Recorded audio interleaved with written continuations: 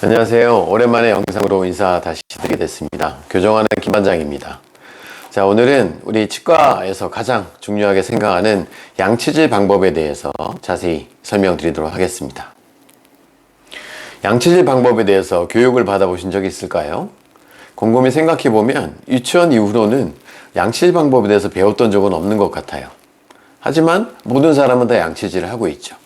자, 우리가 양치질 방법을 배울 때는 어떻게 배웠나요? 회전법, 돌려라, 손목을 써서.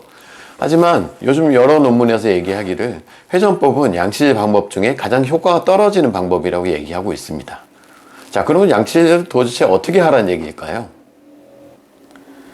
자, 우리 양치질을 할 때 도대체 어디를 닦아야 되는 것일까요? 너무 쉬운 질문이지만 대부분 양치질은 이를 닦는 거 아니야? 라고 말씀하실 거예요. 물론 이를 닦는 게 맞습니다. 하지만 우리가 정말 신경 쓰지 못하고 가장 중요한 부위는 어디냐면 치아와 잇몸이 연결되는 틈새 부위입니다. 대부분의 잇몸 질환은 그 틈새에서 시작이 돼요. 자, 우리 생각해 보면 우리 양치질을 해서 치석이 생기지 않도록 해야 된다 라고 대부분 일반적으로 생각을 하죠. 우리 치과에 가면 치석이 있다는 얘기를 아마 대부분 들어보셨을 거예요. 내 눈엔 잘 안 보이는데 치과 선생님들이 거울로 보여주게 되면 어디 기가 막히게 구석진 곳에 숨어 있습니다. 자, 우리 대문니 앞 가운데 뻥하게 치석이 생겨 있는 분 보신 적 있으세요? 없죠? 대문니 앞쪽 한가운데는 왜 치석이 생기지 않는 걸까요? 자, 대문니 앞쪽은 양치질을 아무리 잘 못하는 사람들도 어느 정도는 합니다. 혹은 양치질을 한 번도 안 하는 사람이라고 하더라도 치석이 그 부위에 생기기는 쉽지 않아요. 왜냐하면 자정작용이라는 것이 존재하기 때문입니다. 자정작용이라고 하는 것은 우리가 식사를 하면서 씹는 과정 자체에 치아를 닦는 효과가 있다라는 거죠. 그래서 대문니 한가운데 충치가 생긴 사람은 저는 아직까지 본 적은 없습니다. 구강내 질환의 가장 대표적인 두 가지는 충치와 잇몸 질환입니다. 이 양치질은 두 가지 질환을 예방하는 효과를 가지고 있어요.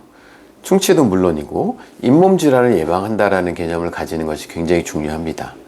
그래서 반드시 치아와 잇몸이 연결되는 틈새 부위를 닦는 데 신경을 많이 써야 되는 거죠. 여기에 포커스를 두게 되면 다른 효과들은 저절로 따라오게 됩니다. 자, 그러면 어떻게 양치질을 해야 될지 수드 양치질 방법에 대해서 설명드리도록 하겠습니다. 자, 수드는 SOOD예요. S는 소프트 브리스, 부드러운 소를 사용해라. 두 번째 O는 오픈 마우스, 입을 벌리고 양치질을 해야 된다는 뜻이고요. 세 번째 O는 one by one, 치아는 반드시 한 번에 하나씩 닦아야 합니다.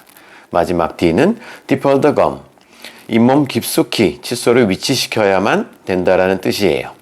자, 그럼 지금부터 하나씩 설명드리도록 하겠습니다. 자, 제가 두 개의 칫솔을 가져왔는데요.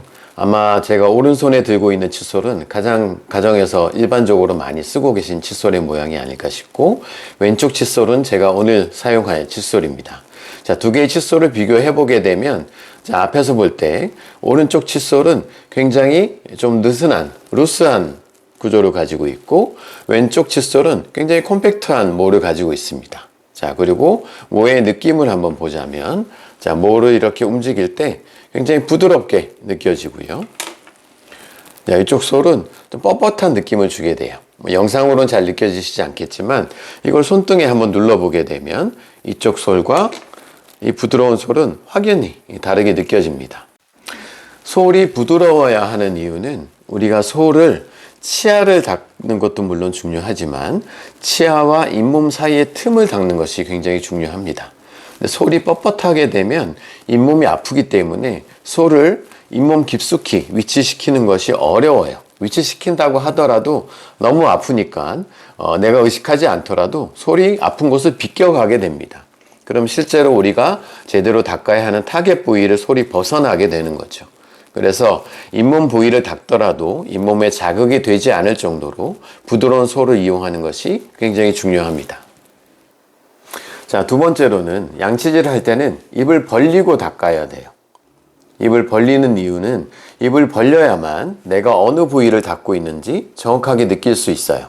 물론 침이 질질 흘러서 화장실이 난장판이 될 수도 있습니다. 괜찮아요. 닦으면 되니까요. 화장실보다는 내 치아가 더 소중합니다.